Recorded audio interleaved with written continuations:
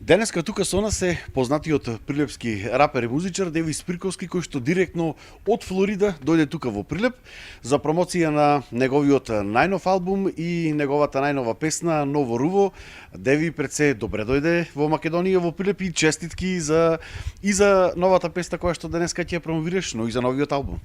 Добре ве најдов, Даре, пред се да ти се заблагодарам за уназад досега што сме соработувале години, иако во Америка, кога и да било некогаш да сум ти се јавил за некаков прилог, дали било то за музика или за невачите, секогаш си излегувал во престрах. Ти благодарам пред се. Ти благодарам за добре дојдето, добре ве најдов и тука сме да работиме, да правиме музика. Како што спомна, спремам албум и албумот е насловен Ново руво. Албумот носи 11 композиции. Позади албумот се појавува Перспектива Рекордс, а во Перспектива Рекордс како продуцент се појавува Андреј Јовановиќ. За тие 11 песни, за една од нив, носачката песна Ново руво, изработивме видеоспот. Видеоспотот е снимен во Кумановскиот предел, во Старо Нагоричане, снимен е во Соговскиот манастир и делови е снимен на, да речем, туристичката позиција Водна. Зошто Ново руво? Што значи новото руво? Ново руво е носечка песна, суштински и сите останати 11 песни носат со себе многу емотивни текстови и музиките се, ајде да речеме, хип-хоп, рап, бум, бап, балади. И Ново руво во смисол затоа што ако го земеме за предвид возраста моја, 47 години, и искуството моје кој сум го поминал покрај сите животни, да речем, предизвици што ми следувале во животот, некако на крајот, кога сум веќе остварен и фамилиарно, кога имам за себе и деца, мислам дека можам да го пренесам вистински вредностите, да ги пренесам на слушателите, како треба да се, ајде, условно кажано, како треба да се живее, како треба да не води Бог. Буквално секоја песна во себе еднаш или по два пати е спомнат името на Бог и повикува само на добри работи. Да, имав можност пред малку да го изгледам и спотот кој што денеска ќе биде промовиран, кој што промовира на некој начин етички и морални вредности, црковни. И токму затоа вие го одбравте денешниот ден, празникот Света Петка, но исто така и кобниот ден, кога пред точно 24 години на Карпалак загинаа 10 мина прилепчани.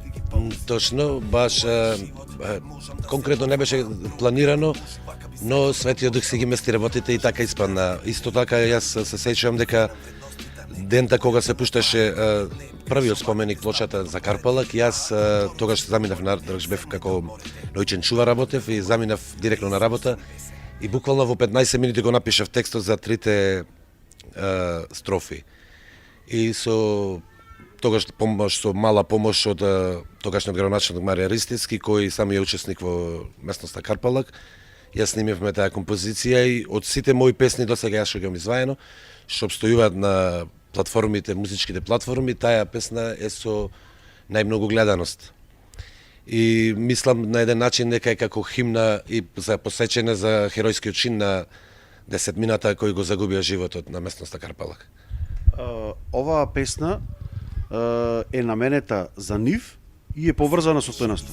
Точно, таа ако зборуваме за песната Карпалак, таа е наменета за погинатите, нестрашно погинатите на Карпалак. И тука имаме и женски машки вокал во рефренот. И како да кажам, ден денеска ја се познам со дел од фамилиите и ден денеска ми се благодарни во смисол на дека сум се сетил да и не сум јас единствен, за нив има и книга напишано, има и друга песна напишано. Тој чин вечно остана како трага и за нас прилепчани нема никош да биде заборавен. Кој е текстописец на 11 песни од Ново руво? Текстописец сум јас, можам тоа да го откриам дека текстовите буквално како да беа заклучени мислам тие беа стварно заклучени во екстерен хард диск, пошто јас кога се занимавав со пишување на текстови, кога има веќе таа техника совршено, толку посветував многу време, тогаш не бев и во брак и буквално напишав 100 песни. Ајде како бројка точно да кажеме 100 песни, а од нив се 40 реализирани за едниот имате видеоспот, како што кажаме за носечката песна Ново Руво, дали останатите 10 ќе добијат видеозапис во периодот кој што следува? Или се подготвувате за нешто ново? Албумот ќе добија еден видеозапис сега, пошто и кратко е времето и во меѓувреме излезе идејата за да се направи фестивалот и кратко е времето, инаку стварно би сакал сите композиции да добија видеозапис, но тоа е, значи, како што знаеме, кошта пари, не е возможно, но би требало уште еден спот да снимам, тоа е песна која ми е посветена на фамилијата. Со стари записи, пошто јас сум за таа работа, премногу сакам да чувам стари фотографии, видеозаписи од утакмици од секаде, така да имам што да поставам, да речем, од нашиот заеднички живот за таа песна. Спомнавме дека ова е првата нова работа која што е поврзана со тебе и која што ја промовираме, а втората е тоа дека за прв пат Прилеп ќе добие еден хип-хоп фестивал во твоја организација кој што ќе се одржи во недела, насловен Ритамот под кулите. Знаеме дека Ритамот под кулите е името на албумот, да, на Македонски синови, 97 издаден. 2007. 2007. Да, 2007 година изваен е албумот Ритамот под кулите. Тука сме 5 души, јас сум како фронтмен. Ритамот под кулите, како дојде идејата до фестивалов. Буквално јас го снимам албумот во Скопје кај Андреј, а Андреј е во продукцијава со Перспектива продукција. И тие си правеа состанок кај него во студиото и јас со Светијанов мој буквално заминавме да испазариме нешто за да ги ставиме да се договара. Пошто тие рекоа дека сака да ми помогна да дојда на денот на фестивал, фактично не беше да договараме за фестивал, на денот на промоцијата за да ми да поддршка како рапери. И кога се вративме и вика Деви вака и вака, ние го цениме твојот труд и сакаме да ти помогнеме и да се приклучиме заедно да се организираме, да направиме фестивал во Прилеп, хип-хоп фестивал, да се вика Ритамот под кулите. Што е нормално на моје големо изненадување и прифатив одма и иако сум во Америка, организационите способности уште ми ги функционира. Работа ми преку интернет и се организираме и така да, значи в година ќе се вратам исто и оваа година е прв пат и е прв хип-хоп фестивал во Прилеп и идејата ни е да го ставиме во мапата на фестивали во Прилеп. А идејата ни е да го направиме да биде фестивал во сооднос во истата, да речеме, силина на фестивалот, джаз фестивалот кој се одржува на истото место тука во позади Марко Цепенков. Здраве Господ, до година да поканиме балкански гости некои да дојди, а понатаки можеби и во зависност од спонзорите и како ние се организираме, да дојде некоја светска звезда. Како што кажа, се наоѓаме на летната сцена на Домот за култура Марко Цепенков, каде што ќе се одржи фестивалот, кога започнува, колку време ќе трае, што ќе се случува на самиот фестивал?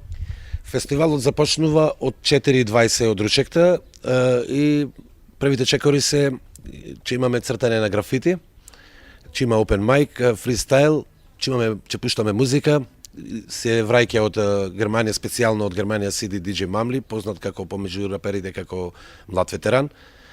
Тој е човекот со најмногу посетени концерти во целиот свет од сите македонски рапери, може да се повали со најмногу потписи од светски рапери.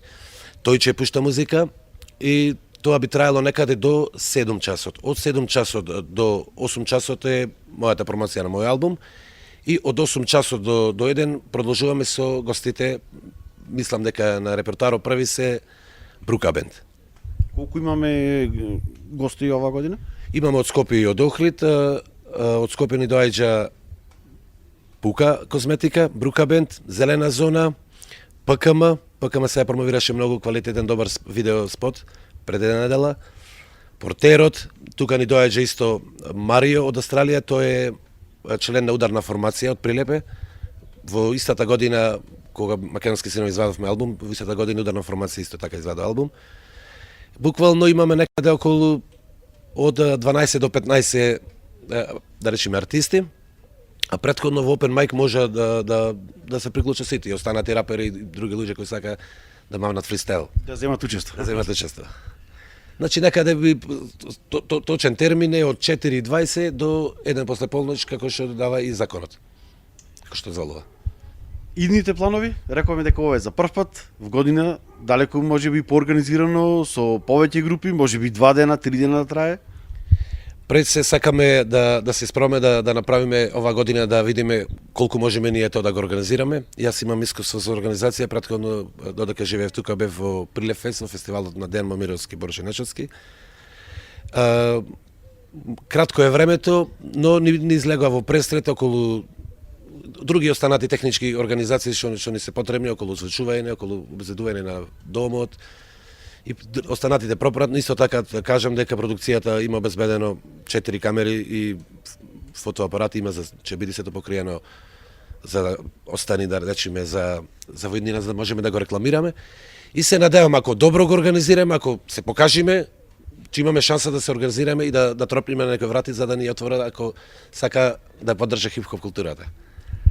Дејвид, ти благодарам за издвоеното време, за овој разговор, за тоа што имавме можност да го погледнеме твојот најнов видеоспот. Честитки уште еднаш и честитки за организацијата на фестивалот и да се надеваме дека ќе прејасне во еден прилепски бренд во иднина кој што ќе влезе на таа фестивалска мапа кој што Прилеп ја гради веќе со години.